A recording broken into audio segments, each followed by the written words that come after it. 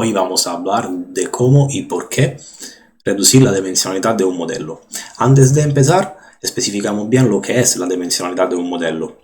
La dimensionalidad de un modelo es el número de variables que toma en entrada. Un modelo, para ser un buen modelo, tienes que cumplir dos cosas. Antes de todo, tienes que llegar a una precisión suficientemente alta. Y en segundo lugar, tiene que generalizar bien, es decir, tienes que llegar a una precisión parecida a la que tenemos sobre el training set, también en el test set, donde usamos casos similares, pero que no son lo mismo con lo que hemos entrado el modelo. Los efectos que tiene reducir la dimensionalidad son dos.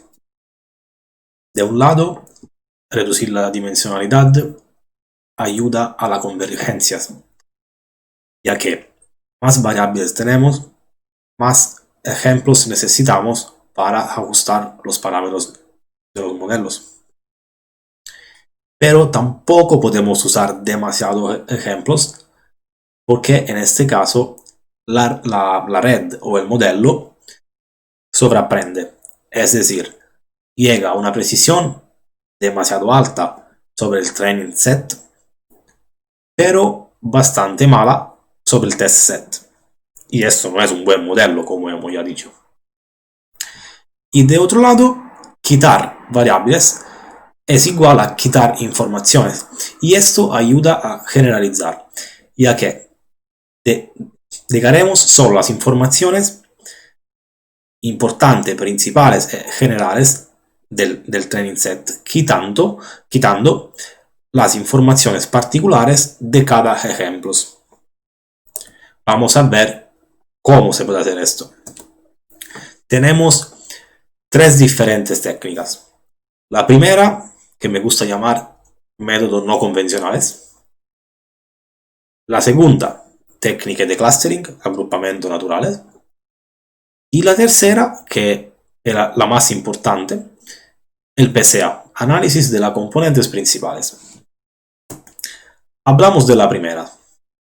Tomamos en ejemplos un dataset muy conocido, el dataset MNIST, donde la tarea que tiene que cumplir la máquina es reconocer patrones, es decir, tenemos un dataset de dígitos desde 0 hasta 9 y la máquina tiene que detectar si un dígito es un 0 o un 1 o un 2 y así. En este caso tenemos un dataset con imágenes de 28 por 28 bits con un valor en escala de gris, entonces valor numérico compreso entre 0 y 255. En este caso, la dimensionalidad del modelo es 28 por 28, entonces 784, que son bastante altas. Déjame hacer un ejemplo un poquito más sencillo con dimensionalidad más pequeña. En este caso lo que tenemos son imagen de 6 por 8 bits, esta que vemos aquí. En este caso el dígito es el 1. Esta imagen convertida en imagen numérica es la que vemos a la derecha, donde si el bit no contiene color, ponemos el numerito 0. Donde la imagen contiene color, ponemos el numerito 1. En este caso la dimensionalidad del nuestro dataset, cioè de cada ejemplo del nuestro dataset, es de 48. 6 por 8. Lo que se puede hacer para reducir la dimensionalidad es asignar a, por ejemplo, este elemento la suma de todos los elementos de esta columna. Aquí también, aquí también, aquí también. Y lo mismo para las filas. Aquí tenemos solo un 1, la suma es 1, aquí tenemos 2, la suma es 2, aquí tenemos 2, la suma es 2, y así. Y al final lo que hacemos es concatenar estos dos vectores.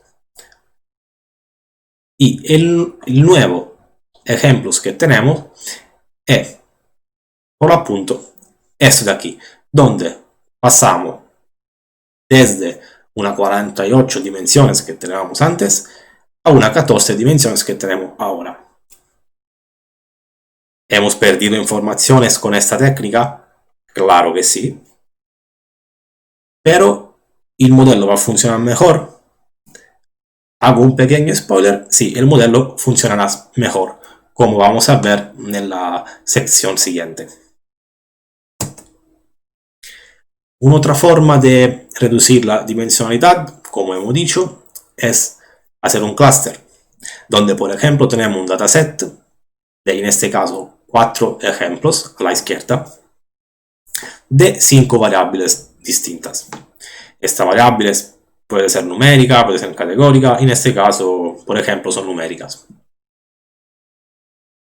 Lo que podemos hacer es coger un subconjunto desde este conjunto de datos y en este subconjunto hacer un clúster.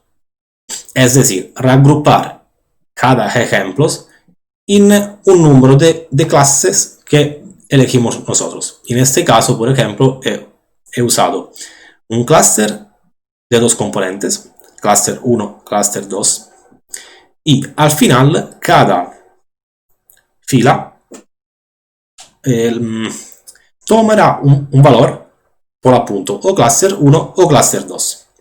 Y el conjunto final que tenemos es lo que se ve abajo, donde tenemos siempre 4 ejemplos, claramente, pero esta vez con solo 3 variables. Finalmente vamos a hablar del PCA. Aquí tomamos en ejemplos un database, un dataset de 2 dimensiones. Tenemos n ejemplos de 2 variables, x y y. Si graficamos estos ejemplos aquí, tenemos los circulitos que están en esta imagen. Lo que hacemos con el PCA es pasar desde 2 dimensiones hasta 1. El PCA lo que hace es calcular la matriz de covarianza de nuestro conjunto de datos y a través de autovalores y autovectores elegir las direcciones o las direcciones que tienen más varianzas, entonces más informaciones. Por eso se llama análisis de componentes principales. En práctica, lo que hace, por ejemplo en este caso, es encontrar esta dirección aquí roja, donde está claro que sí perdemos informaciones, pero la mayoría de las informaciones se guardan, porque en este caso, este circulito aquí, lo que será es la proyección de este circulito sobre esta recta. Entonces, el nuevo conjunto de datos que tenemos será un conjunto de datos de una dimensión, donde cada variable es una combinación de las variables precedentes. Por ejemplo, si en este caso tenemos en enlace Y la altura y en enlace X el peso, y queremos saber cuáles son los hombres de este dataset y cuáles son las mujeres, está claro que casi siempre lo que son un poquito más altos son los hombres y también que pesan un poquito más. Ahora, por ejemplo, podemos decir que esta parte que está por arriba aquí van a ser el hombre. Haciendo esta transformación, sí hemos perdido informaciones.